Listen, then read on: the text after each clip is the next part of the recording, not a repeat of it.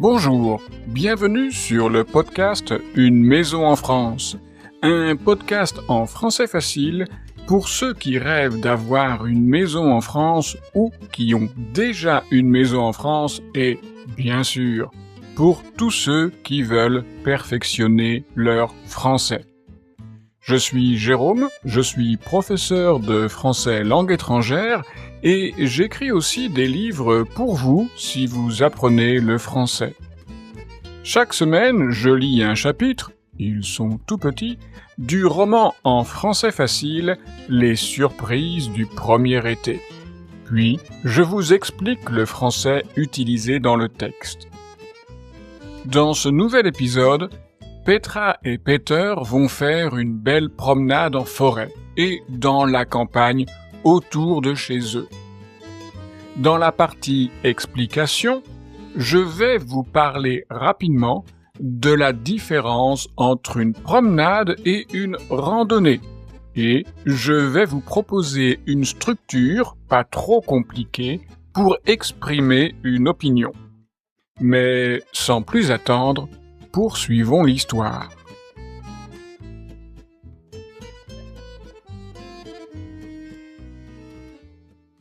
Dimanche. Aujourd'hui, c'est d'abord promenade et ensuite repos. Après une petite toilette dans la cuisine et après le petit déjeuner, Petra et Peter mettent leurs chaussures de marche.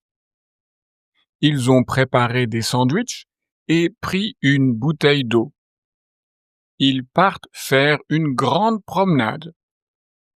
Il y a déjà beaucoup de soleil. La campagne est magnifique. Très vite, ils arrivent à la forêt. Ça fait du bien, car il y a un peu d'ombre avec les arbres.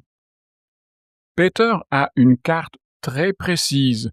C'est parfait pour s'orienter. C'est surtout pratique pour ne pas se perdre. Ils prennent le déjeuner dans la forêt. Après la pause, ils prennent le chemin du retour. Ils traversent un village. Ils découvrent une très vieille église.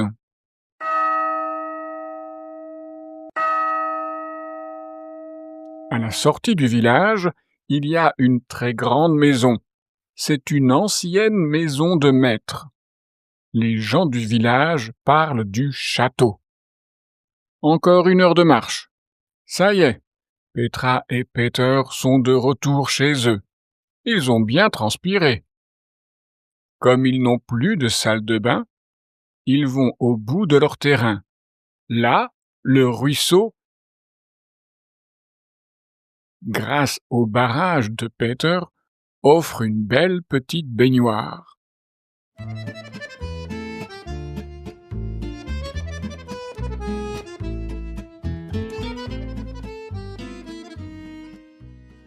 Et vous, faites-vous souvent de grandes promenades? Et mettez-vous aussi des chaussures de marche pour vos promenades? Parfois, on me demande la différence entre une promenade et une randonnée. La différence entre ces deux activités de plein air peut se comprendre en fonction de la durée de ces activités, mais aussi de l'effort physique que vous faites. Une promenade, c'est une marche qui peut durer entre une demi-heure et 2 heures environ, tandis qu'une randonnée peut durer plusieurs heures, et pour certains plusieurs jours, par exemple, lors d'une randonnée en montagne. En termes de kilomètres, votre promenade peut compter 4 à 6 kilomètres ou moins. Mais une randonnée, c'est au minimum 10 kilomètres ou plus. La promenade ne doit pas vous demander beaucoup d'efforts physiques. Avec une randonnée, vous pouvez être assez fatigué à la fin du parcours. Vous pouvez avoir transpiré. Mais tout ça, toutes ces données chiffrées, ce n'est pas très fixe. Et finalement, on peut dire qu'une grande promenade peut être comparé à une petite randonnée. Mais ce n'est pas tout. On peut ajouter à cette petite liste de vocabulaire le mot balade. En fait, le mot balade, une balade, est synonyme du mot promenade. Leurs verbes sont aussi synonymes. Le verbe se balader peut remplacer le verbe se promener. Tout comme on peut dire faire une promenade ou faire une balade. Réécoutons maintenant ce passage. Après la pause, ils prennent le chemin du retour. Ils traversent un village. Ils découvrent une très vieille église. À la sortie du village, il y a une très grande maison. C'est une ancienne maison de maître. Les gens du village parlent du château. Vous le savez, chaque village français a son église. Et il y a aussi 2 autres bâtiments un peu plus grands que les autres, plus sérieux que les autres, c'est la mairie et c'est l'école du village. Et parfois, il y a encore un autre bâtiment, plus riche que le reste des maisons du village. C'est une maison de maître. L'église a son caractère religieux. La mairie et l'école ont leur caractère républicain.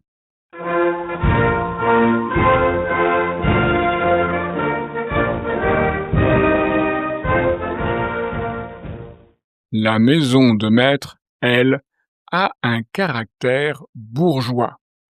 C'était dans le temps la maison d'un notable du village, c'est-à-dire une personne importante, parfois un propriétaire terrien, ou un notaire, ou encore un médecin.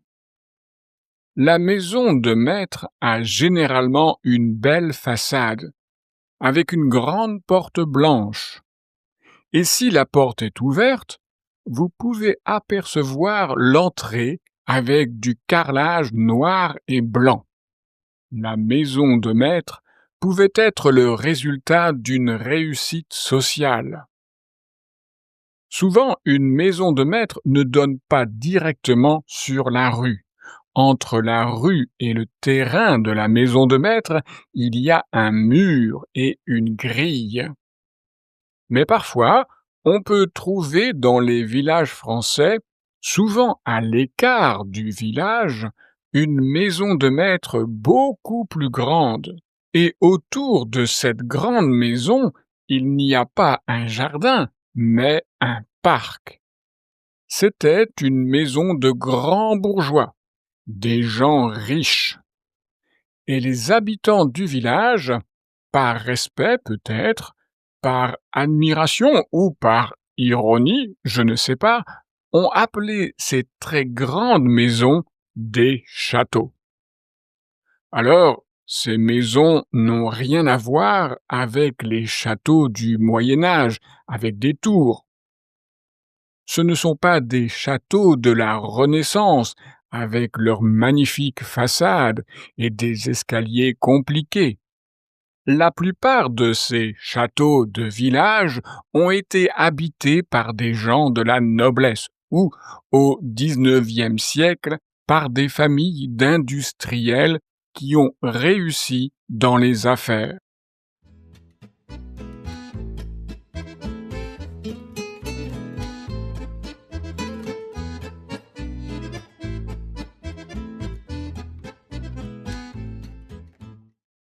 Maintenant, réécoutons cet autre extrait du texte. Peter a une carte très précise. C'est parfait pour s'orienter. C'est surtout pratique pour ne pas se perdre. Dans ces phrases, on retrouve 2 fois une structure particulière qui est très utile. C'est la structure c'est adjectif pour verbe. Et ici, vous avez entendu c'est parfait pour s'orienter. C'est pratique pour ne pas se perdre. Cette structure, c'est adjectif pour verbe, permet de dire à quoi sert quelque chose ou pourquoi une chose est bien. Mais surtout, c'est une structure qui vous permet de donner votre opinion sur quelque chose. Et alors, vous utilisez le présentatif c'est et un adjectif pour exprimer votre opinion. Par exemple, c'est bien, c'est pratique, c'est super, c'est utile, c'est important, c'est idéal. Ensuite, vous utilisez le mot pour, un petit mot très utile pour introduire un objectif, un but, une intention, une finalité, une fonction. Bref, vous utilisez le mot pour avec un verbe à l'infinitif. Et c'est le verbe qui introduit l'action dont il est question. Voici des exemples. Un salon de jardin, c'est vraiment sympa pour se reposer. Un carré de plantes aromatiques près de la cuisine, c'est pratique pour cuisiner. Une cabane de jardin, c'est bien pour ranger les outils. Les pistes cyclables le long du fleuve, c'est idéal pour faire du vélo. Le marché du village, c'est parfait pour parler français avec les gens du coin. Maintenant, c'est à vous de jouer. Je vais vous proposer des phrases à trous et c'est à vous de les compléter avec un adjectif. Vous êtes prêts? C'est parti. Première phrase. Une maison avec un grand jardin, c'est pour se reposer. À votre avis, quel adjectif pouvez-vous utiliser ici? Je répète la phrase. Une maison avec un grand jardin, c'est pour se reposer. Quel adjectif vous est venu en tête? Agréable, super, bien, parfait? Ce sont de bons adjectifs. Une maison avec un grand jardin, c'est parfait pour se reposer. Voici une autre phrase. Le marché du village, c'est pour découvrir les produits locaux. À quel adjectif avez-vous pensé? Je répète la phrase. Le marché du village, c'est pour découvrir les produits locaux. Ici, vous pouvez dire utile, pratique, mais il y a bien sûr bien, super, etc. Vous remarquez que pour donner votre avis positif, vous pouvez toujours dire bien, parfait, super, utile, pratique. Mais vous pouvez aussi donner un avis négatif en utilisant soit la négation, soit un adjectif avec un sens négatif. Par exemple, la connexion Internet est instable. Ce n'est vraiment pas pratique pour faire du télétravail. Un vieux toit sans isolation, ce n'est franchement pas bien pour faire des économies d'énergie. Le coq du voisin qui chante à 4 heures du matin, c'est complètement nul pour dormir jusqu'à 11 heures. Ça, c'est vrai, mais n'oublions pas que s'il y a un coq qui chante, c'est que vous êtes à la campagne et pas à la ville. Mais restons sur une note positive avec ce dernier exemple. Le podcast Une maison en France, c'est super pour perfectionner son français. Voilà pour le 41e épisode de ce podcast. Dans le prochain épisode, Peter va chercher dans la remise des matériaux de récupération car il veut fabriquer une douche solaire. Va-t-il trouver tout ce dont il a besoin?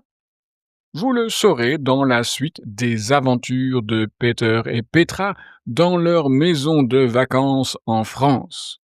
Mais si vous ne pouvez pas attendre la semaine prochaine pour la suite des surprises du premier été, vous pouvez aussi acheter le livre papier ou l'e-book sur Amazon.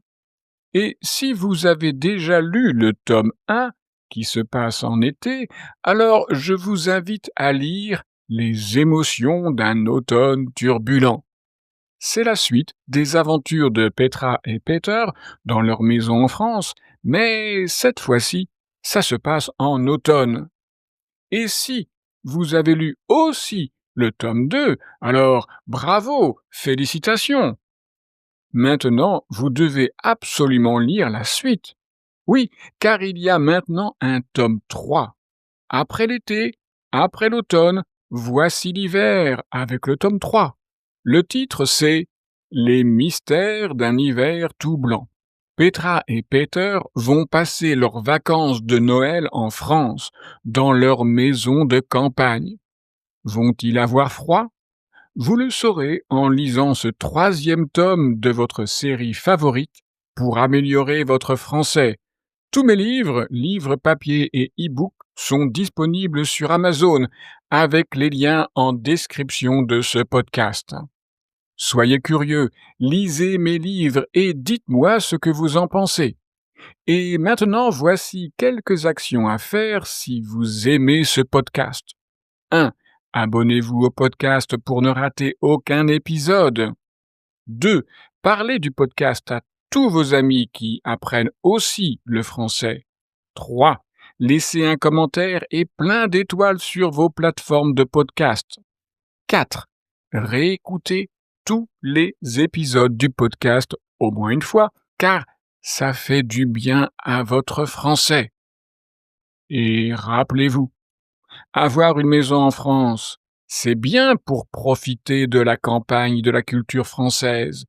Mais parler français avec ses voisins et les gens du village, c'est quand même franchement mieux pour réellement s'intégrer à la vie française.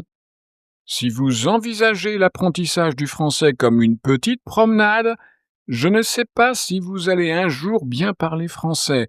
Non, apprendre le français, c'est plutôt comme une randonnée. Il faut avoir de bonnes chaussures et être prêt à faire plusieurs kilomètres.